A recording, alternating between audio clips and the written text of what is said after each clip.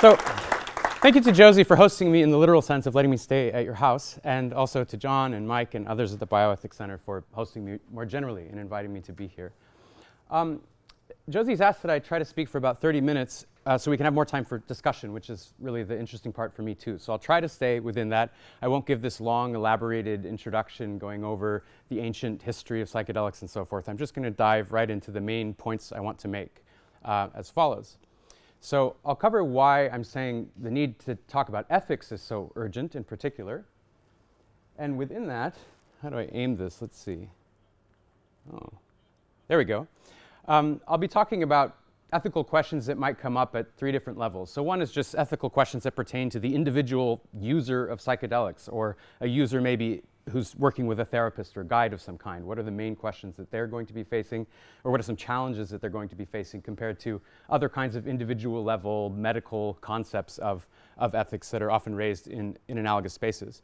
This could also, of course, pertain to group settings. So psychedelics have traditionally been used in communal or group settings, not just in this one-on-one doctor-patient kind of relationship that's more familiar to Western medical environments.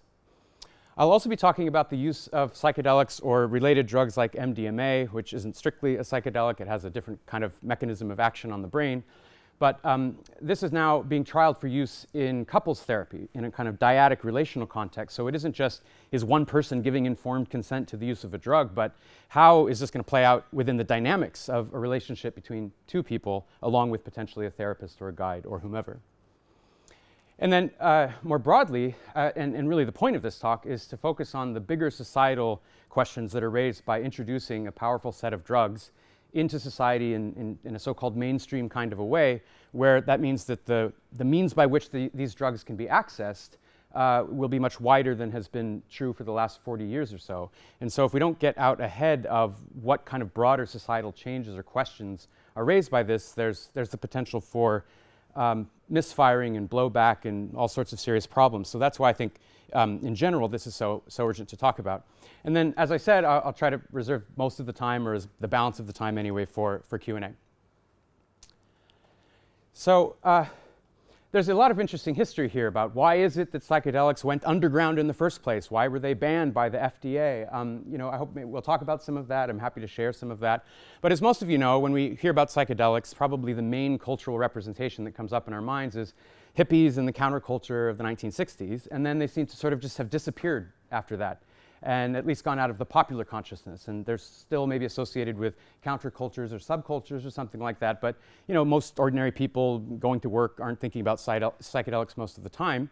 But that's starting to very quickly change, and to change in a pretty big way through the mainstreamification of psychedelics over the last maybe 10 or 15 years, to the point that now many people on the street, so to speak, may very well have heard about some of these trials coming out, or potential therapeutic uses of psychedelics and so forth.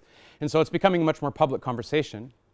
Now, some drugs within this broad category have been used by indigenous communities for centuries in a way where there's a lot of accumulated knowledge, and including ethical knowledge, normative knowledge about how these drugs should be used. But the way that these drugs are being mainstreamed within the dominant culture in the United States and a lot of Western countries is through the mechanism of medicalization.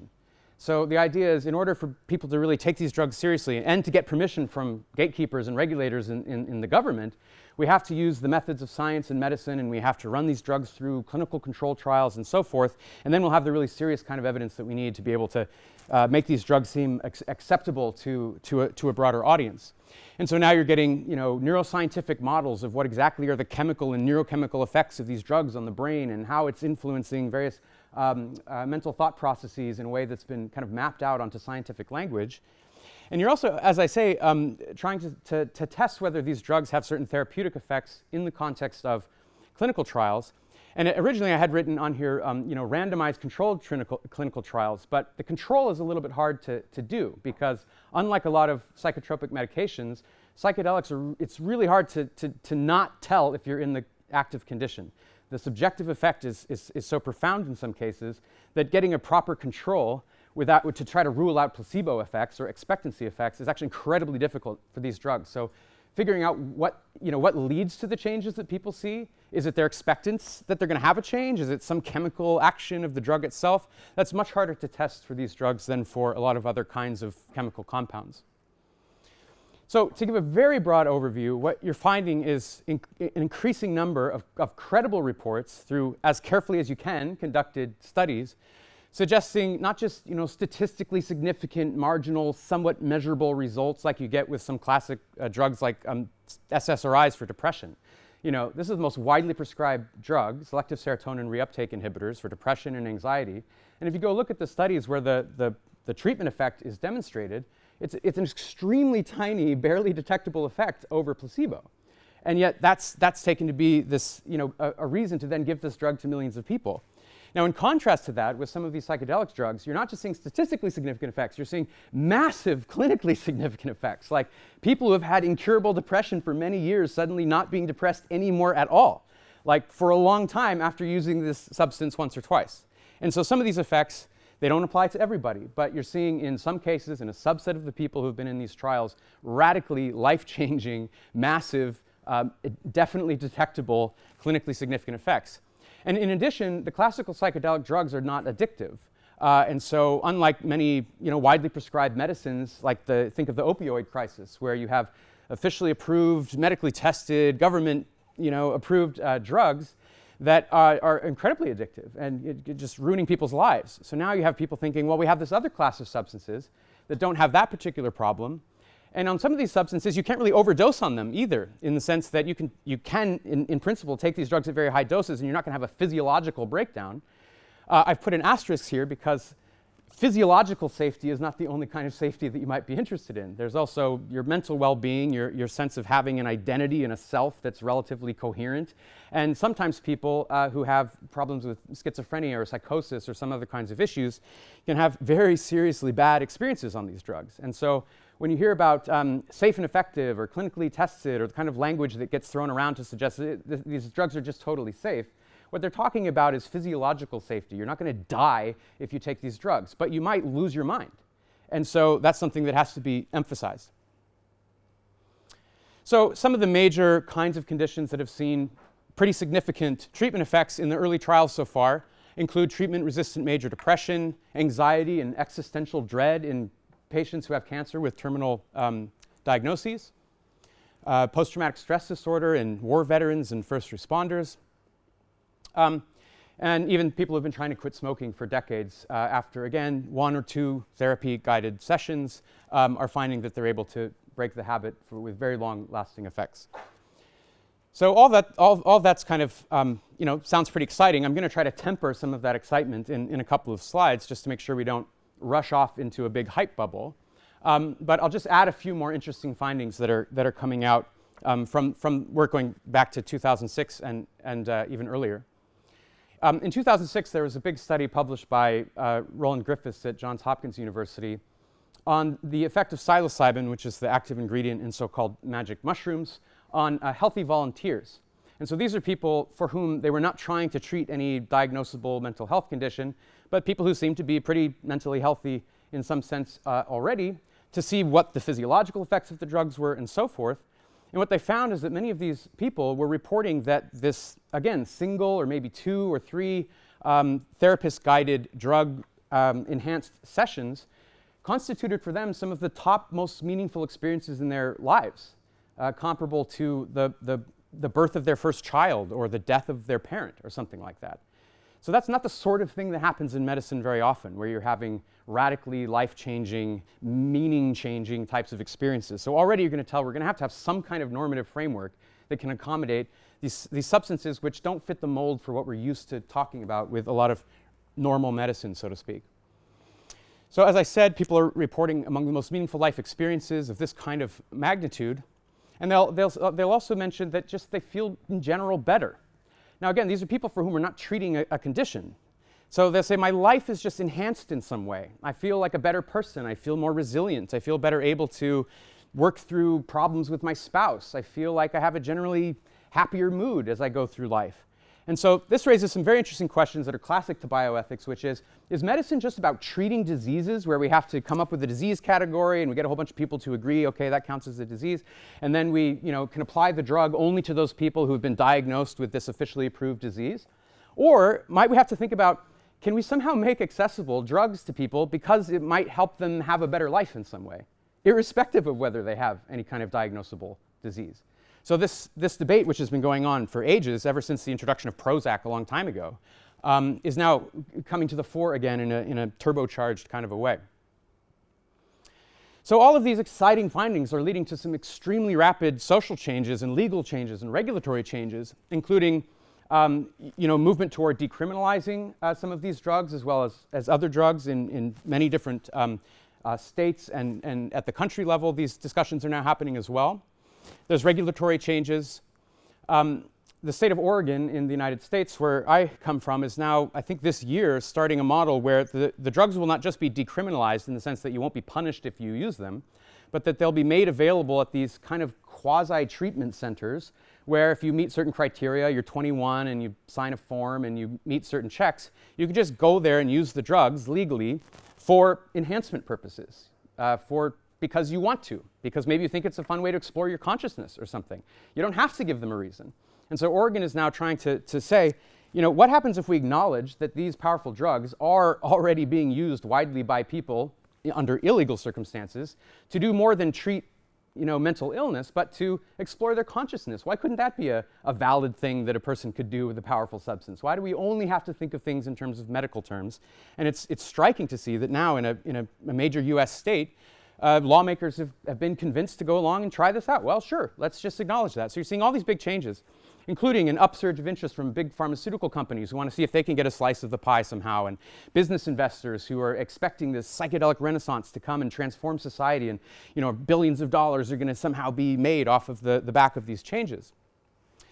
And so, as I alluded to earlier, all of this excitement is leading to the first major potential, I guess it's an ethical problem, it's some kind of problem, which is the problem of hype. And what happens when you get too excited about some set of changes, even if there's something really to be excited about, is you start to get a little bit sloppy about the details and you start to not add so many qualifications in as maybe you should. And then the technology, or the drug in this case, can start to be used in ways that are maybe not quite as well controlled or responsible as you would have hoped. So it's not just that people are using them in a clinically controlled environment with a therapist, but they're using them in a hot warehouse at a dance all night with 6 other drugs and a bunch of drinking, and then they die. And then the last time that happened, which was back in the 1970s and 80s with MDMA and so forth, it triggered a conservative backlash and led to these drugs going underground for 40 years. So I think hype is an extremely serious problem. And I think any of the scientists and the clinical researchers and so forth who are touting these major, important, and genuinely interesting and exciting findings have to always be doing so with a measure of care and caution, not to be over-extrapolating from the kinds of results that they actually have. So I'll give you a real-life example of this. Josie mentioned that Professor Savulescu and I wrote this book, and we had some commenters give official commentary on our book in a kind of a symposium. And one of the commenters was this really prominent bioethicist, like a really smart person who is incredibly nuanced in their thinking about all manner of topics. And in his response to us, he wrote, in response to our suggestion that ideally it would be most prudent, at least, for these drugs to be used within the context of a guided session with somebody who knows what's going on, who can anticipate problems as they arise, who has some sort of built-in knowledge about how best to help shepherd such an experience toward a positive outcome, rather than the kinds of risks I was mentioning before. This is what that bioethicist said. Well, listen, if a chemical intervention has been shown to be effective and safe, and if a competent individual consents to it, then using it without any kind of therapy should be morally acceptable, and it might even be morally mandatory if it has all these fabulous benefits that you've been talking about. And so this was really striking to me, because this wasn't some guy on the internet. This was like a really thoughtful person being like, well, it's been demonstrated, apparently. I just read your book. You said these drugs are safe and effective, so let's go. And in response, we said, well, listen, what we said in our book wasn't just they're safe and effective in every environment as used by anyone under any conditions. Drugs are not just safe and effective because of the properties of the drugs. They're the properties of the drugs as used by the user in a certain context. And so if you get evidence for safety and efficacy under some conditions, it's under those conditions that you got those effects. You can't just generalize outside of the context of the trial. So we said both MDMA and psychedelics administered at the right dose by a trained therapist in an enclosed, peaceful setting in the context of a well-established therapeutic protocol, drug purity having been assured, with medical staff on hand to monitor vital signs and alert you to any potential problems, has been shown to be physiologically safe and effective, or rather efficacious, meaning within the context of a trial, at reducing symptoms of some well-defined psychiatric disorders, as well as some other psychological constructs like positive traits like psychological flexibility, in not just anybody, but pre-screened and adequately prepared individuals over the course of the study period, which isn't forever. That's just as long as they took measurements for. Now, some of these trials have had some pretty long-term follow-up, like for several years. And in some of these cases, the findings have persisted over those several years, with people coming back 6 months later and a year later and saying, yep, I'm not depressed, and my life is very much improved, and that still was one of the most meaningful experiences I ever had. So we have some long-term data, but we don't have really long-term data for all of these things. So it's hard to, that's just one sentence, by the way. I've split it up over 3 bullet points because I'm trying to illustrate for you how many qualifications you have to pack into your understanding of like each and every word in the sentence for it to be a scientifically accurate phrase. But just see how easy it is for people to kind of ignore all those qualifiers because it sounds pretty exciting and there's some pretty cool results that have come out. So my bigger point is we've got all these new neuroscience models in medicine and psychiatry and clinical trials and legal changes coming, regulation changes and business investment and big pharma interests, and all of this is kind of rushing along at breakneck speed. And what I'm suggesting is if we don't have at least as much investment in really smart, thoughtful people and stakeholders from all different environments, indigenous users who have had a lot of experience with these drugs in a certain context, medical people talking to people from other sectors of society, bioethicists, hopefully. If we don't have at least as much investment in the ethical implications of using these drugs, that's a serious problem. And the risk is very real because the big worry I have is that hype bubble will burst at some point. Then you're going to get the backlash like you saw at the end of the hippie era. And then these drugs are going to go back underground for another 50 years. And I think that's bad because I really do think that the effects that are being reported for a subset of users under those carefully qualified conditions are life-changingly important for things that otherwise can't be treated, like treatment-resistant depression, for PTSD, which can just ruin people's lives and their marriages and their relationships and so forth.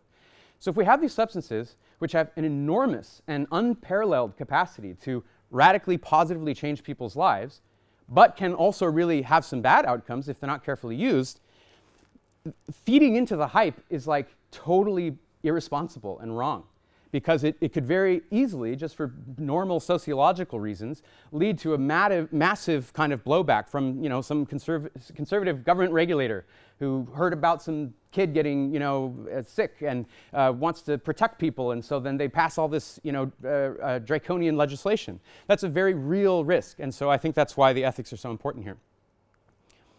So I said I'm going to tell you about some individual level ethical issues. This is just to illustrate the kinds of questions that I think we should be thinking about, both bioethicists and professional people who think about these questions, but also just society in general. We all need to be having this conversation together.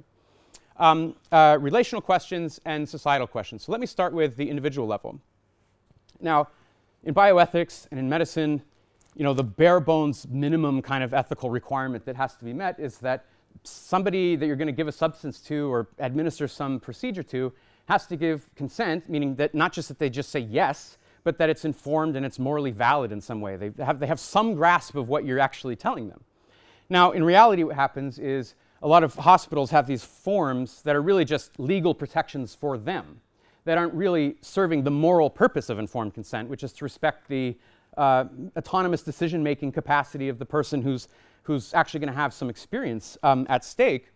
Nevertheless, that bare minimum kind of threshold to cross is going to be even harder in the case of psychedelics for some reasons I'll illustrate. And one has to do with this issue of hype, which I was just telling you about. So this is a recent article that came out where a gentleman named Stephen Petro shares about his own experience, where rather than having a life-changing, beautiful, harmonious, singing with the birds kind of experience, and in this case on ketamine, which is, again, has a different mechanism of action from the classical psychedelics, but it's among the drugs that are being trialed in this period, was absolutely life-changingly terrifying rather than positive. So I'll just share some quotes from this article. My ears perked up in recent months when I began to hear the buzz about ketamine, the anesthetic and hallucinogenic drug that has been found a new market as an antidepressant. Numerous credible studies have documented benefits, including that it is fast-acting, with patients sometimes showing improvement within a couple of days. And social and other media have featured doctors and patients describing it as life-changing for them, with one user commenting that I felt like a completely new person. Well, I got a referral from my therapist, and soon enough I found myself on a new psychiatrist's couch, a doctor specifically trained to administer the drug. So I just am emphasizing that because this is like a best-case scenario. This isn't somebody experimenting in their basement, with some friends. This is somebody who is, in fact, was taking the drug with somebody who trained at Yale School of Medicine where the original trials have been done. So this is literally the best-case scenario you could get. Somebody who's the most knowledgeable person about how to administer these drugs. So after determining I was medically healthy and otherwise eligible, so we met that pre-screening, appropriately selected candidate criterion I mentioned, this psychiatrist briefed me in detail on all the possible side effects, short-term spikes in blood pressure, headache, nausea, vomiting, and so forth. So again, that's that physiological sense of safety that I was telling you about. The 9-page consent form also included this sentence, which wasn't just about physiological issues, but about kind of mental issues and meaning issues. So I'll just share this. At the dosage level administered to you, you are likely to experience mild anesthetic, anti-anxiety, antidepressant, and potentially psychedelic effects. Well, what does that mean? The form included commonly reported side effects such as a loss of sense of self. What does that mean exactly? Changes in the perception of time, dreamlike visions, and feelings of connection, joy, and peace. So you have a 9-page consent form, which tells you all about the physiological effects and this and that, and what you need to know. And then there's one sentence, and there's like, you might lose your sense of self, and there's a couple of other effects that might happen along the way. And so what he says is, in looking back after the terrifying experience he describes in the article, which I won't share with you, I realized I didn't fully appreciate what that meant. So this goes to show you, here you have the most well-trained person you could possibly be working with, who knows everything about the drug, who gives you a 9-page consent form and goes with you through it to make sure that you're being properly consented before you have this intense experience. And this person says, yeah, but I had no idea what that really meant.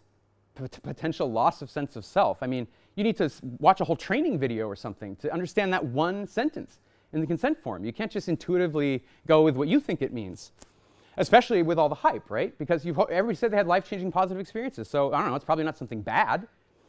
So there's a really nice commentary that William Smith and Dominic Sisti put together for the Journal of Medical Ethics, in which they tried to give kind of a philosophical gloss on what these so-called transformative experiences that many people report in having these drugs imply for standard models of rational decision-making, autonomous decision-making in the context of medical ethics. So they write, when beneficial, the psychedelic experience is characterized by features that are unlike those of the whole rest of the pharmacopoeia of substances that are currently used. These include senses of losing self-importance, ineffable knowledge, feelings of unity and connection with others, and encountering deep reality or God.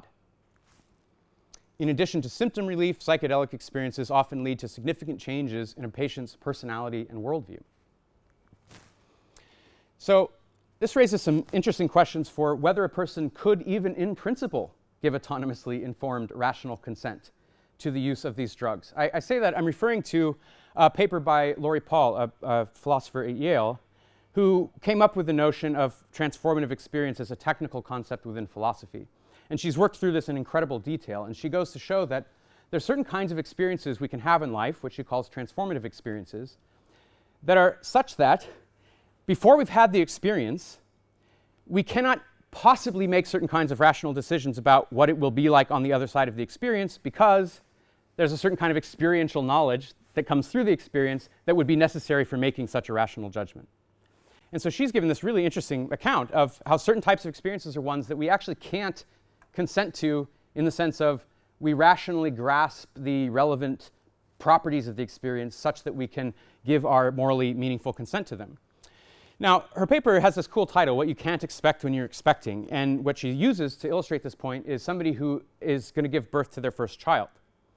And is anybody here who's ever given birth to a first child? I myself have not, so I'm going on testimony here. But the testimony suggests that it can be radically life-changing for people. Their whole sense of their value structure can be turned topsy-turvy. Their sense of their own self-importance can suddenly be outstripped by the thought that maybe somebody else is much more important than anything they thought about themselves and so forth. So what I want to say is, it isn't true that psychedelics are the only way to have a transformative experience. You know, people who convert religions, for example, sometimes will have a totally transformative experience. Giving birth or having a parent die can be a transformative experience for people. So psychedelics aren't the only way to have these experiences. And then I want us to think through, well, what does that imply for whether you could consent to a transformative experience? Now, it seems to me that you're at least able to give agreement, morally meaningful agreement, to the kinds of activities that could lead to giving birth to a child, like having sex with somebody and getting pregnant. So we don't go in those cases and we say every act of sex that could potentially result in a child is non-consensual, because you can't possibly appreciate what the implications of that are. Otherwise, that would imply that almost all sex is rape on the legal definition. So you can take this a couple of different ways. One thing you might say is this whole informed consent idea that we just squeeze in there to try to solve all our ethical dilemmas maybe can't do the work we need it to do.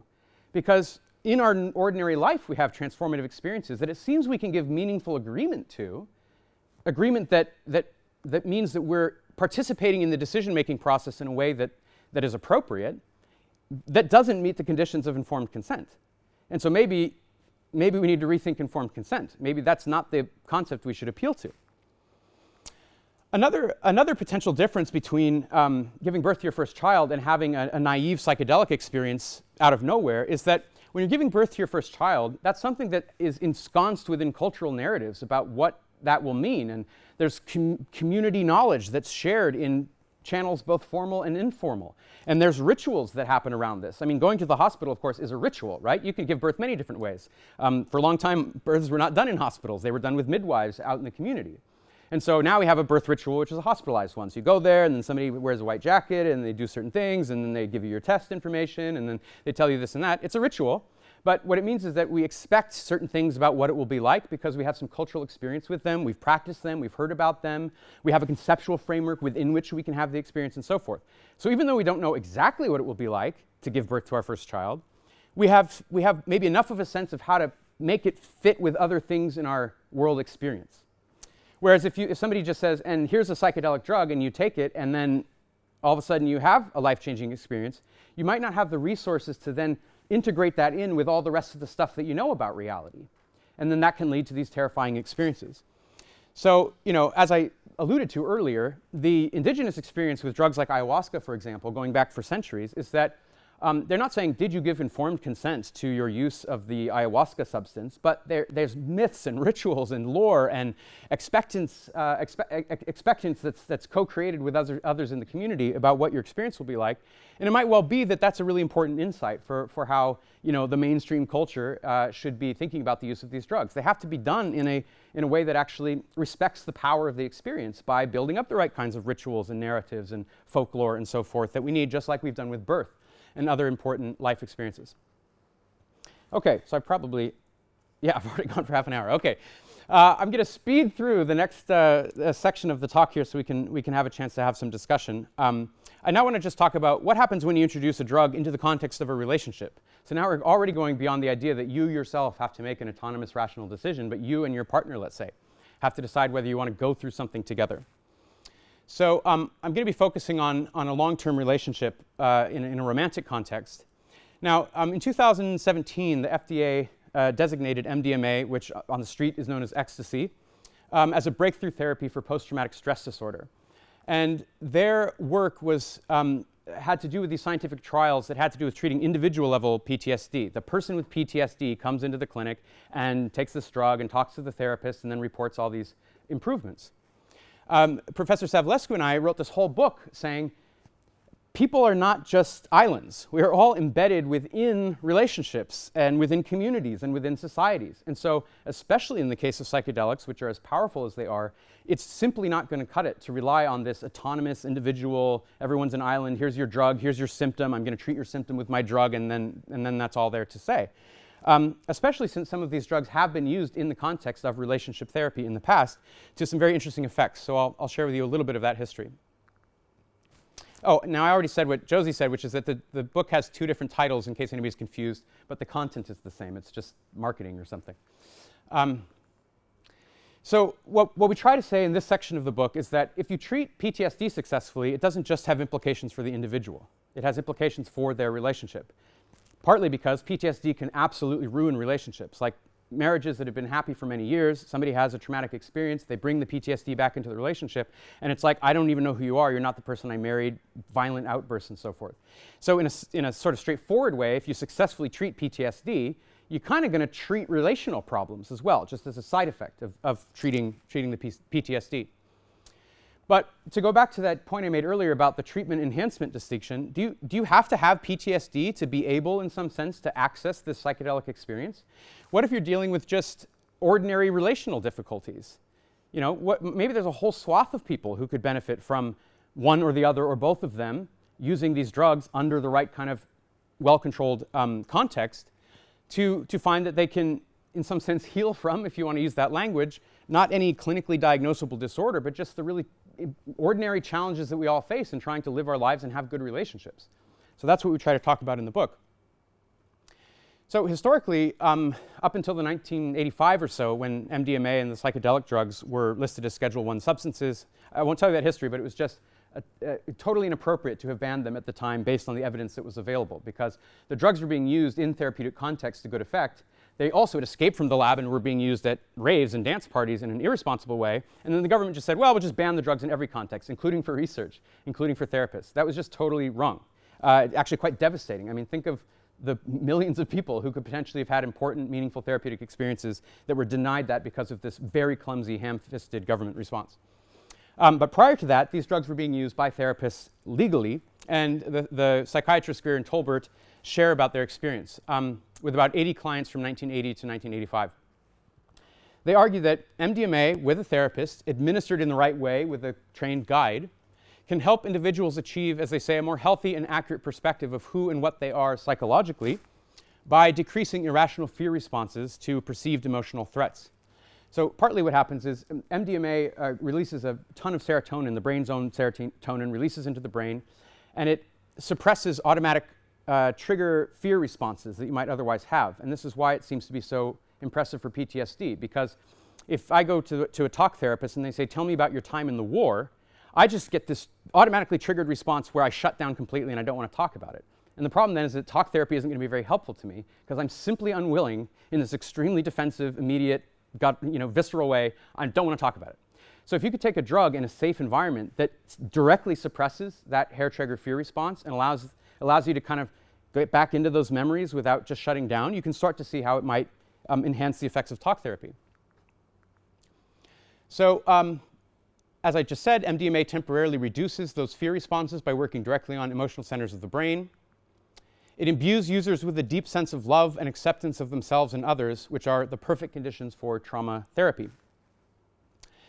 Now, I'm not going to go into this in this particular talk, but you might have questions here about authenticity. So, if I have this deep feeling of love and acceptance for everybody around me that is the effect of a chemical that I just swallowed half an hour ago, you might think, well, is that really love? I mean, is that just some drug-induced illusion or something that you're having? So there's some very interesting questions there. Maybe we'll talk about those during the Q&A.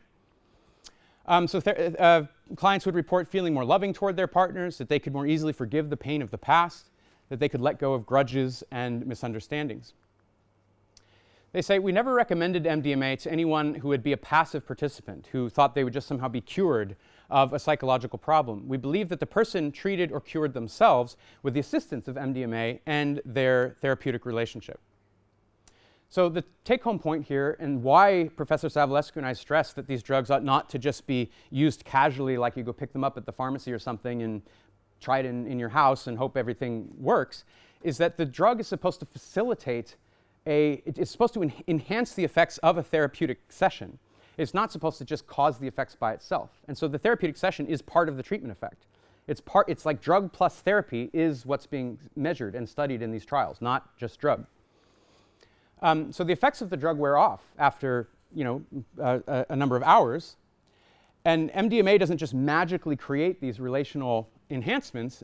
It's really the lessons learned and the insights that are gained during the therapeutic session, which the couples then need to take with them into their normal waking consciousness and practice and implement within their relationship in a responsible, active, conscious way. It's not just being a passive participant. So my last bit here is just to move from the relational level to the whole society-wide level. Often what happens is you get a lot of scientific interest in a new drug or technology, as I've been describing, where you get these scientific hype bubbles. And then you're able to then use this technology to manipulate things about a person's life or psychology or their body or whatever it is, and those can sort of be measured to some extent. And often what happens is that the ethicists who come onto the scene to try to evaluate what to say about this new drug or technology keep their focus really on the level of the technological manipulation. What kind of effects does it have for the person, and what ethical questions are raised by that? The sorts of questions I was just talking about. And so what you sometimes end up with is this very narrow kind of evaluation of the ethics that are at stake in something, where you're coming up almost like with a philosophical trolley problem of if you had a couple with this particular condition and they were dealing with that, and under these 12 further assumptions, could it be permissible for them to use a drug? And in fact, most of the first several papers that Professor Savulescu and I published had that kind of tone to them. We were trying to say, imagine a case where everything is exactly idealized for our purposes. Could we at least say it could be permissible to use a drug under those conditions? And then a bunch of critics rightly said, yeah, but I mean, that's not reality. Reality is that these drugs will be used under many different kinds of conditions, and they'll be accessible to people in many different sectors of society. And so we have to be thinking about the wider social implications, which I completely agree with the criticism, and so that's where we focused more recently. So I'll stick with the example of using these drugs to affect our romantic and relational lives, but I'll talk about the kind of wider social implications of that. One worry is that we'll start to medicalize more areas of our life, and it's been very well expressed by the sociologist John Evans, so I'll just read his quote. Many people have reached the normative conclusion that they don't want to live in a world where increasing swaths of human experience are under the logic of medicine. There are or should be experiences that use an older logic, which are under the jurisdiction of another profession or under no profession at all. We can all fear the medicalization of love. And so this is that's the bright red line we should not cross. There's certain experiences where we just shouldn't be introducing drugs or medicine into them at all, no matter how helpful we think they'll be. So in the wider sociology literature, there are several ways that this fear of medicalization gets cashed out in terms of more specific fears.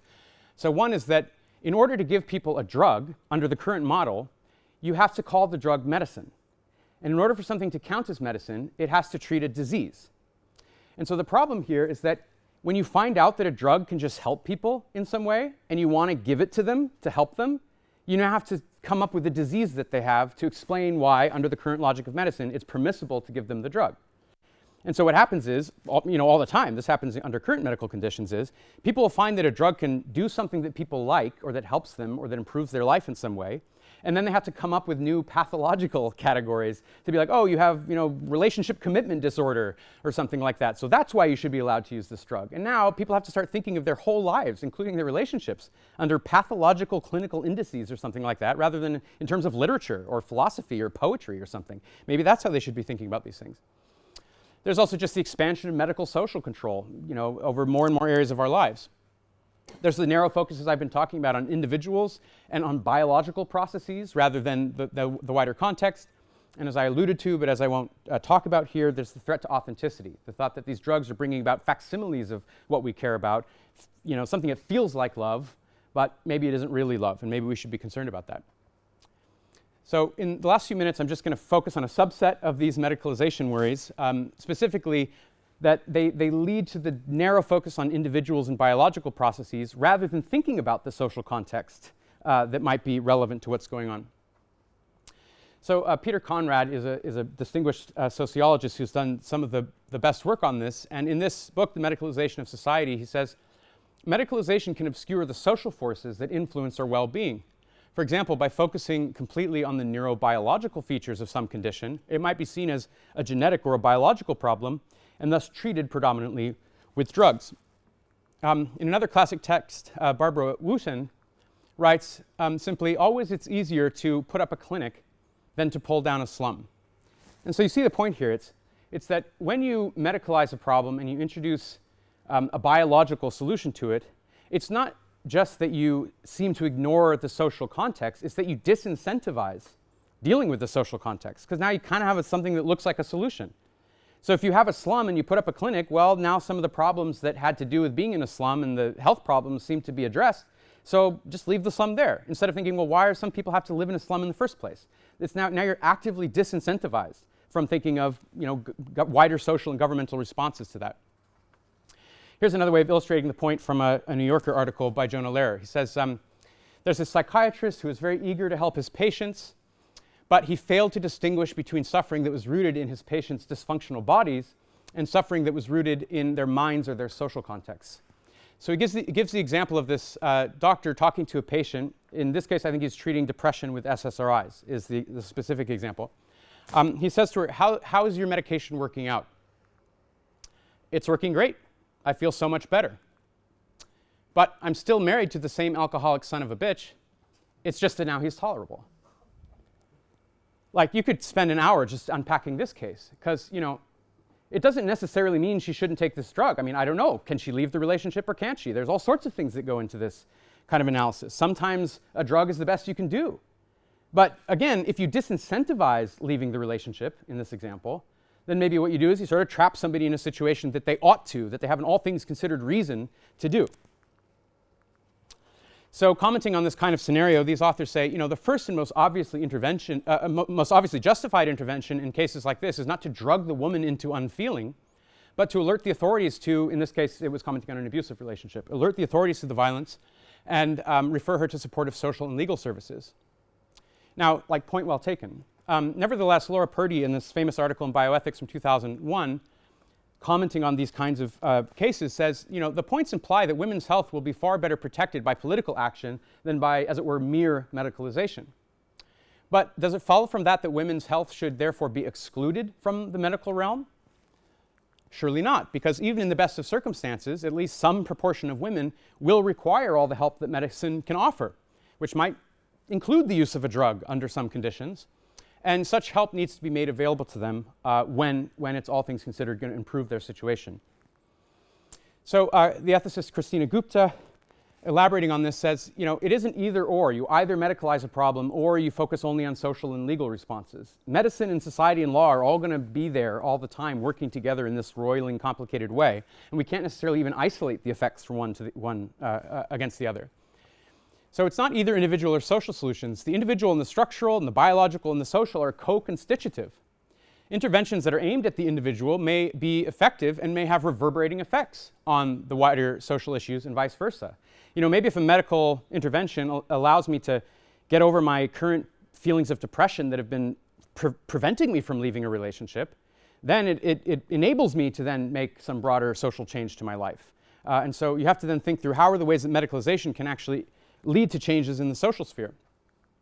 I would simply encourage scholars considering the ethics of biotechnologies to address problems that have both individual and social components, to emphasize the importance of integrating these interventions to see how they might work in tandem to achieve change. So I think that's basically the right idea, and we've been trying to adopt such an approach in our latest work. So Eric Perrins at the Hastings Center has written an important paper where he distinguishes between good and bad forms of medicalization. A blanket condemnation of medicalization would fail to acknowledge the respects in which women and men and people of any gender use medical technologies to gain control over their lives and genuinely to promote their own flourishing. And so what we've said is by anticipating some of the specific ways in which these technologies could yield unwanted outcomes, bioethicists and others in society can help to direct the course of love's medicalization, should it happen to occur, more toward the good side than the bad. And so that's why I think we need to have this conversation. There are a lot of real risks that come along with medicalizing aspects of life through psychedelics and other drugs. There are also serious benefits, but the only way you get the benefits without too many risks is by thinking through the ethics. And so that's why we need to have this conversation. Thanks.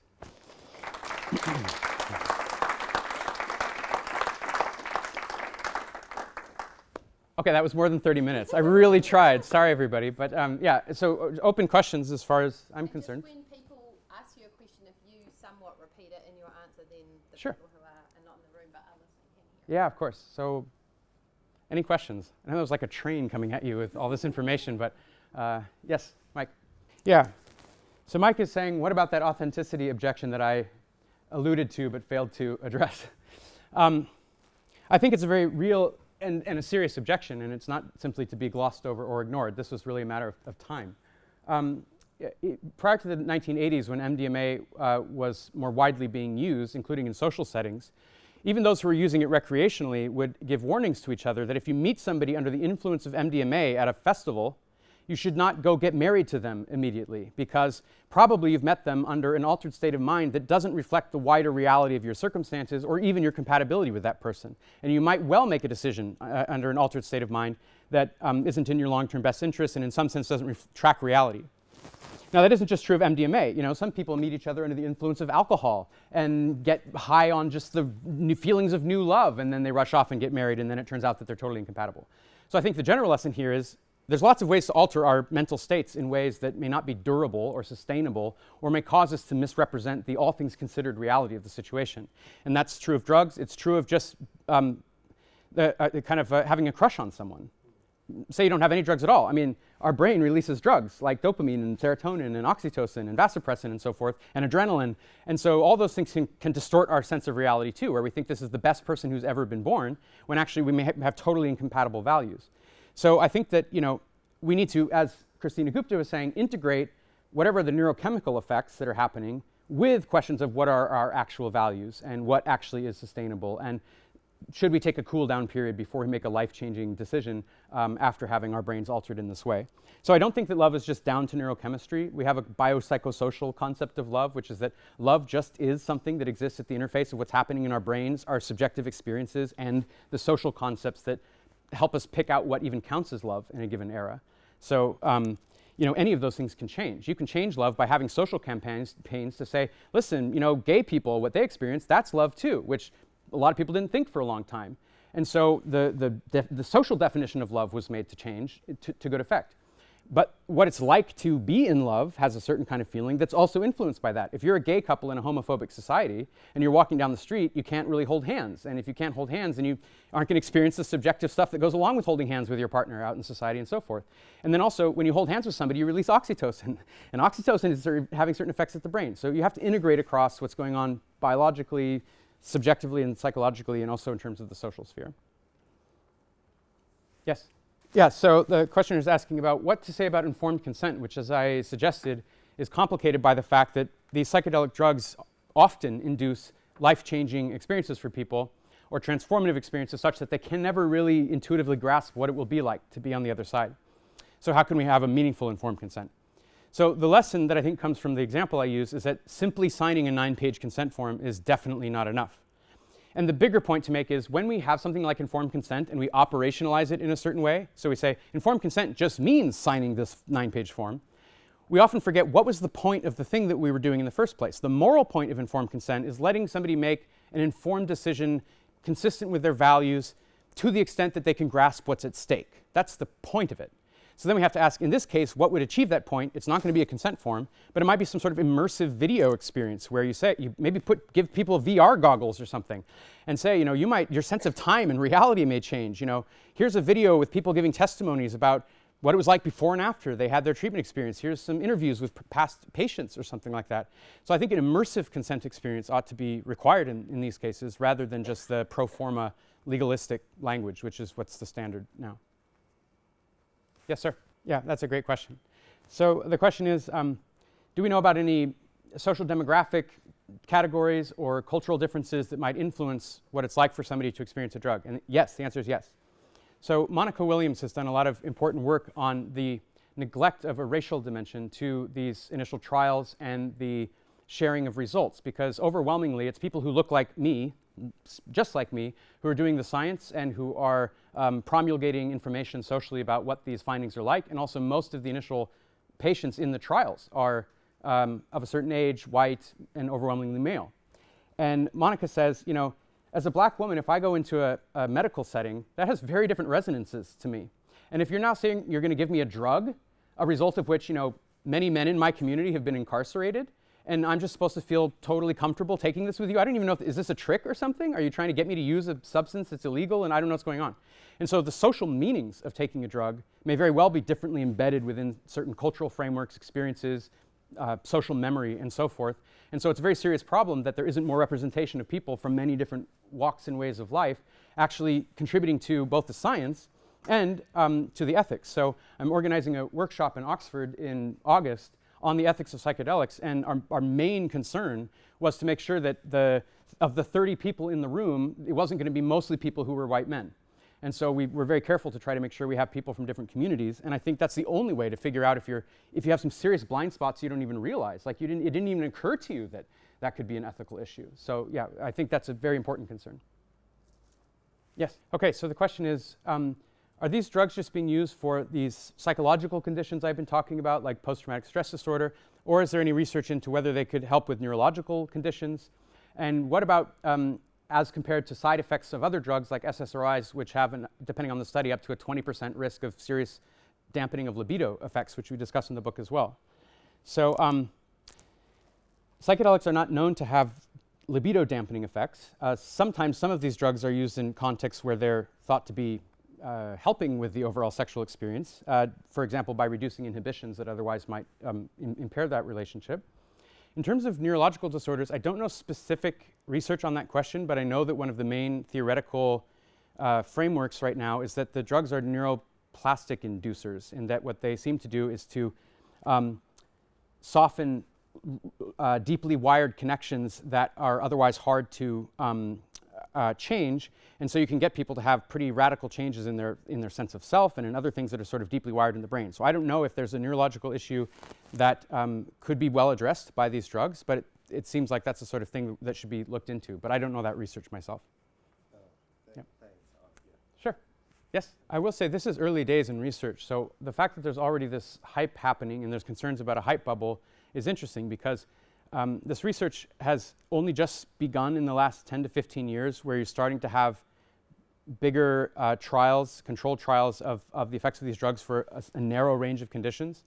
And so to get all this social change happening just on the initial science, when there's so much more science to be done across a range of issues that haven't yet even begun to be looked at, that's going to be a careful thing to balance, because you want to still have the excitement and the energy so that there's still funding to look at the effects of the drugs on a wider range of categories, but you don't want people to get so excited that then you trigger that cultural backlash. Yes? There's a very interesting tension or paradox in current psychedelic science, because the way that psychedelics are being made palatable to government regulators is by trying as far as possible to fit them into the scientific reductionist framework with which those sorts of regulators are most comfortable. At the same time, psychedelics, by their very nature, explode open the categories that are otherwise reductive. I mean, literally what they do in the brain is suppress certain types of categories, stereotypes, ways of parsing reality. It suppresses the categories that we're most familiar with and allows us to think flexibly. This is partly, again, why it may help with depression. Depression, on some views, is this kind of ruminating thing where you're framing reality in a certain misguided way, and you can't seem to get out of that mental block. And then if you take a drug which just directly relaxes the mental block that you've been having for all these years, so that all of a sudden you think, gosh, maybe I'm not such a horrible person, or wow, actually, maybe I do have interesting experiences in life that you otherwise weren't able to see, that's central to what the effects of these drugs are. So on the one hand, you're trying to get the drugs into society by taking as reductive a framework as you can to make people comfortable, in like a Trojan horse, to get this set of drugs available to people in a way that should blow open their reductive thinking across a wide range of categories. It's almost as if we need a sort of societal psychedelic to break down the exact same barriers that we're having on the individual axis. I mean, I think that these things have to be done in a dance, right? I mean, the scientific reductive framework becomes bad when it becomes the only lens through which you view the world, and it's a hammer and everything becomes a nail.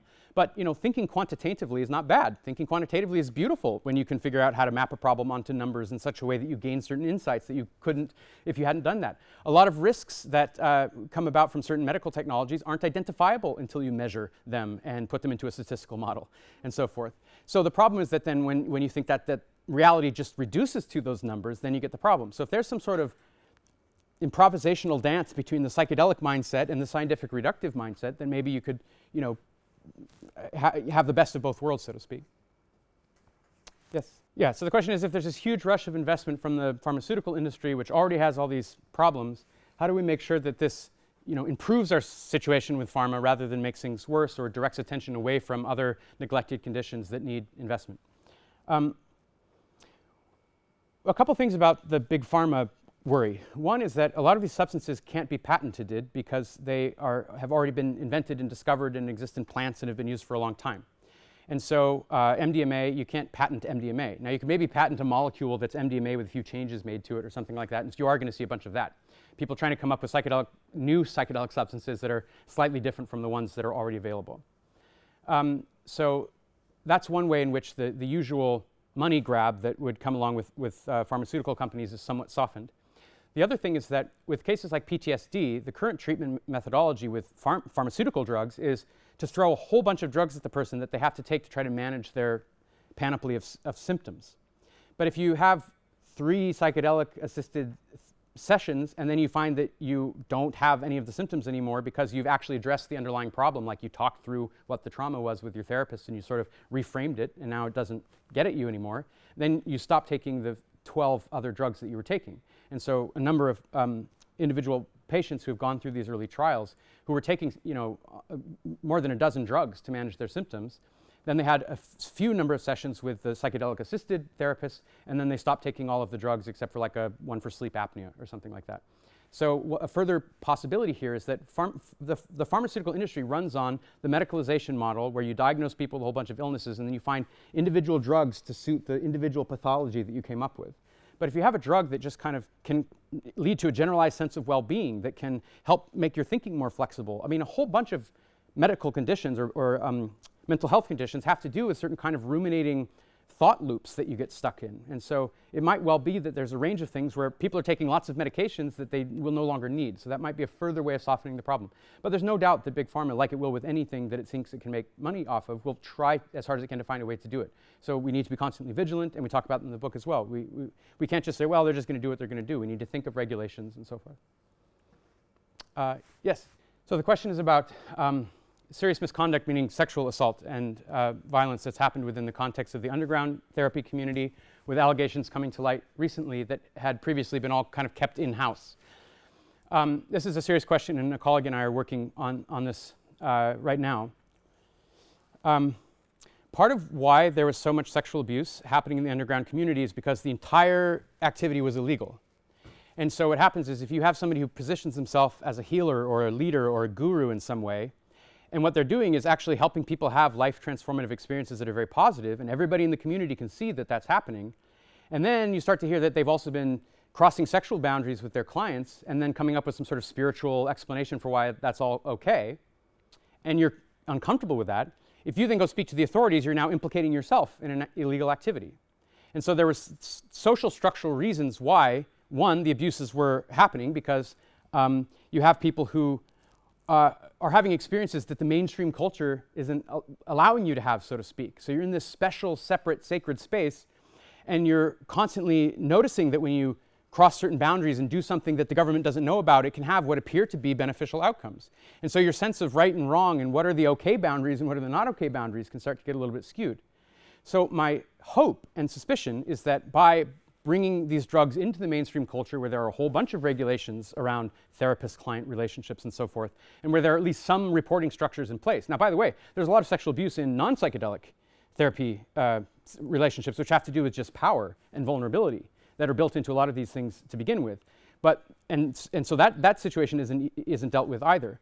But my hope is that compared to having this all happening out of sight and out of mind and underground, there should be a little bit more daylight. And again, my colleague and I and some others are thinking about how to build structures in place that will incentivize people to be able to share about and report and hold accountable people who cross sexual boundaries in the context of a therapy relationship.